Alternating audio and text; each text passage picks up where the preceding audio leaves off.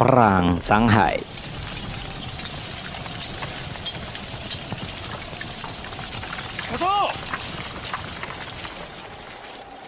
Merupakan pertempuran antara pasukan nasionalis China, tentara ke-19 dan tentara ke-5 melawan marinir Jepang yang dikenal dengan insiden 28 Januari yang dalam perspektif Jepang dikenal sebagai insiden Shanghai. Insiden tersebut disebabkan kian memburuknya hubungan Jepang dan China di Shanghai.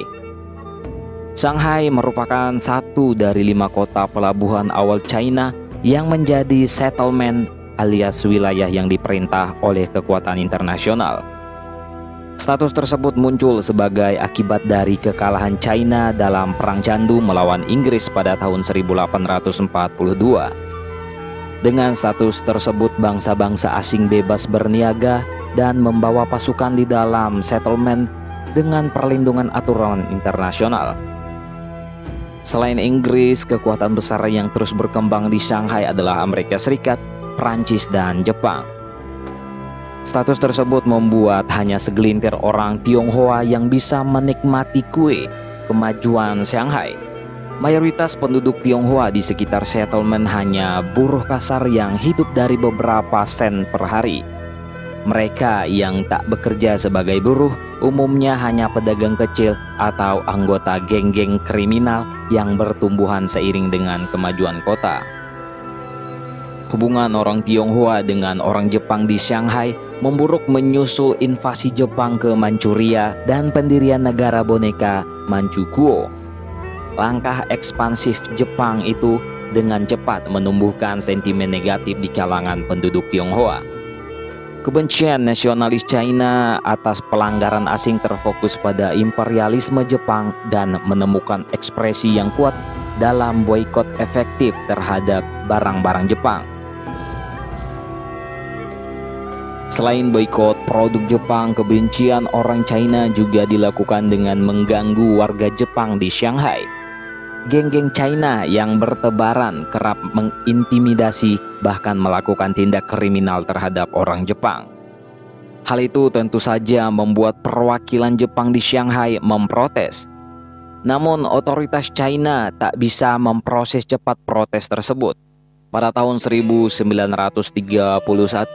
Chiang Kai-shek menghadapi banyak masalah, mempertahankan koalisi para panglima perangnya, mengalahkan pemberontakan komunis yang bertumbuh, menyelamatkan negerinya dari depresi besar, dan entah bagaimana membangun Tiongkok di atas puing-puing perang saudara puluhan tahun.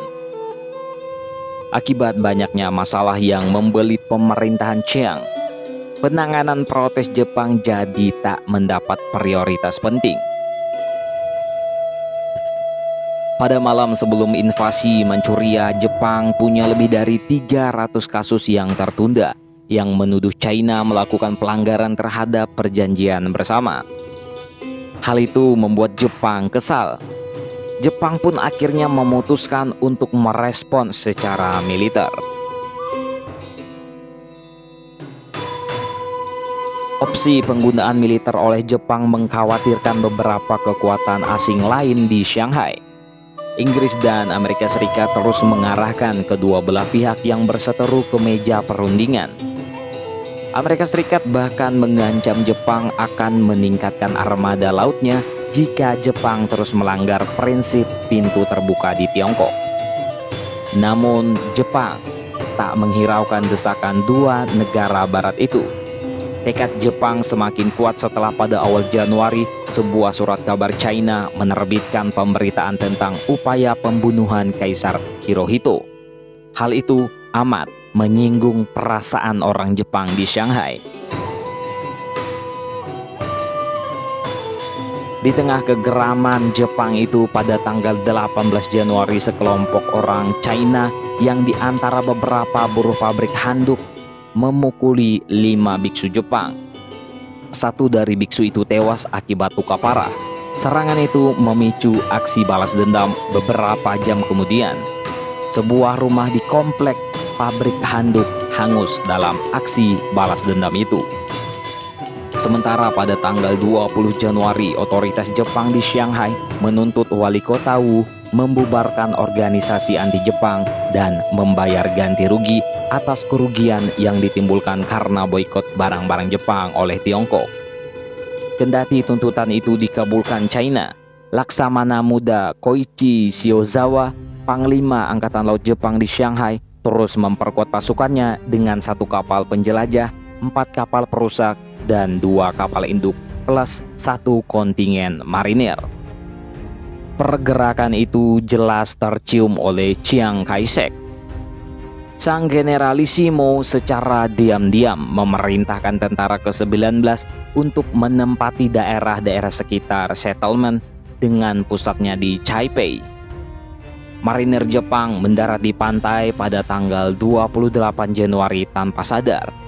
Bertemu 35.000 tentara Tiongkok yang ditempatkan di sekitar pemukiman internasional yang membentang di sepanjang tepi sungai. Konsentrasi pasukan dalam jumlah besar itulah yang membuat banyak penduduk bersiap mengamankan diri. Perang Sino-Jepang pertama pun dimulai. Serdadu Jepang dari Zhu, Chuan, Rut, dan serdadu Tionghoa dari sebelah kanan bertembak-tembakan tidak putus-putusnya. Marinir Jepang yang terseok-seok segera mendapatkan bantuan dari pesawat-pesawat angkatan laut yang diterbangkan dari kapal induk. Selain membombardir udara, perlindungan terhadap marinir Jepang juga datang dari tembakan meriam kapal-kapal Jepang. Bombardir di udara dan laut Jepang itu menewaskan ribuan orang, mayoritas warga sipil, sehingga melekatkan julukan pembunuh bayi pada Shiozawa. Pertempuran sengit dan berdarah terutama di pihak Tiongkok. 4.000 tentara Tiongkok terbunuh dan hampir 8.000 terluka. Sementara lebih dari 700 orang Jepang terbunuh dan 1.800 orang lainnya terluka. Pertempuran menjadi contoh awal pemboman udara terhadap warga sipil dan setidaknya 4.000 warga sipil China juga tewas.